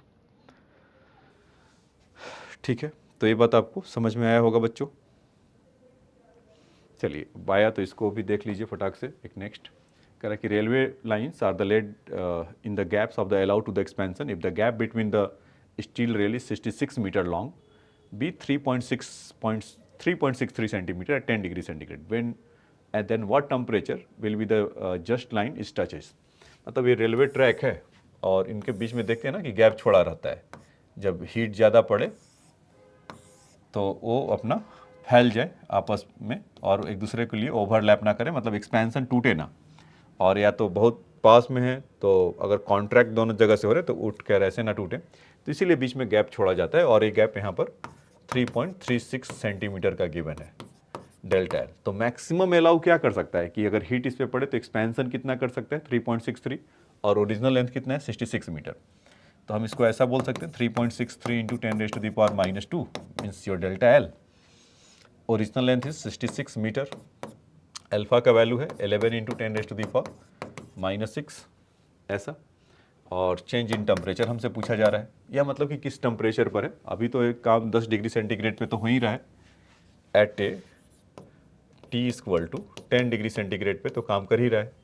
तो इसमें से अगर आप देखें तो कुछ भी, अगर डेल्टा टी का वैल्यू अगर निकालने का मन कर रहा है तो 3.63, मन क्या कर रहा है, करना ही पड़ेगा 11, और ये ऊपर गया तो 10⁻⁴ हो गया बच्चों, है ना, -6, और इधर आया तो -2 और -6 4 हो जाएगा।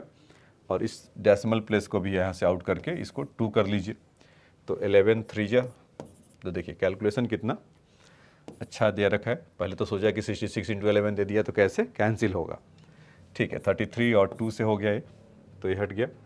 तो आप यहाँ से देखेंगे कि 100/2 तो कुछ 50 डिग्री सेंटीग्रेड इन दोनों का डिफरेंस है। और हम जैसा जानते हैं कि T2 minus T1 equal to कितना है, 50 डिग्री सेंटीग्रेड। तो T2 इक्वल टू कितना आ जाएगा, T1 10 डिग्री सेंटीग्रेड है तो 10 + 50 तो 60 डिग्री सेंटीग्रेड तक, मतलब मैक्सिमम करेंगे तो एक्सपैंड करेगा और फिर उसके बाद वो कुछ काम नहीं करेगा। ठीक है, कुछ काम नहीं करेगा मतलब कि जो फॉल्टनेस है या मतलब कि आपको हार्मफुल नहीं करेगा, मतलब उसको जितना एक्सपैंड होना होगा वो हो जाएगा। ठीक है बच्चों, तो आज के लेक्चर में इतना ही। तो आज हम लोग लगभग थर्मल जो हीट एंड थर्मल एक्सपेंशन था उस चैप्टर को ख़त्म किए, और इस पे प्रीवियस ईयर के क्वेश्चन नेक्स्ट क्लास में जब मिलेंगे तो इस पे जितने प्रीवियस ईयर के क्वेश्चंस आए हुए हैं उसको मोस्टली करेंगे। ठीक है, थैंक्स फॉर योर टाइम।